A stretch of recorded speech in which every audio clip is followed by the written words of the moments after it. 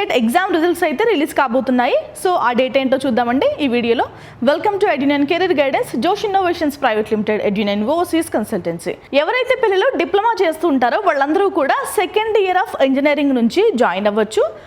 So దానికి exam రాయాల్సిన అవసరం ఉంటుందండి. అదే ECET, engineering common entrance test. Second year నుంచి మనం జాయిన్ అవుతాం, థర్డ్ సెమిస్టర్ అన్నట్టు. ఓకేనా?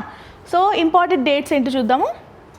మే 29న టీజీ ఈసెట్ ఫలితాలు అయితే విడుదల కాబోతున్నాయి. సో మీరందరూ కూడా హాల్ టికెట్స్ దగ్గర పెట్టుకోండి. మనం అఫీషియల్ వెబ్సైట్లోకి వెళ్ళి మన హాల్ టికెట్ ఎంటర్ చేసి మన ర్యాంక్ కార్డ్ అయితే డౌన్లోడ్ చేసుకుని పెట్టుకోవాలి. ఓకేనా?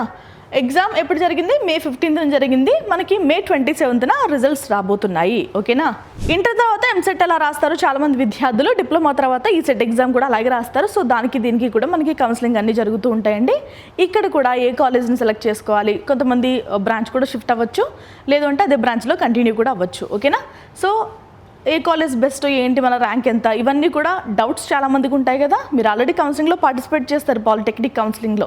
మీరు ఎక్స్పీరియన్స్డ్ అన్నట్టే చెప్పాలి వీళ్ళకంటే, ఎంసెట్ వాళ్ళతో పోలిస్తే. మీకు ఇంకేమైనా డౌట్స్ ఉంటే ఖచ్చితంగా ఎడ్యునైన్ అయితే మీరు కాంటాక్ట్ అవ్వండి. ఓకేనా? ఇది వాళ్ళ video. Thank you so much for watching.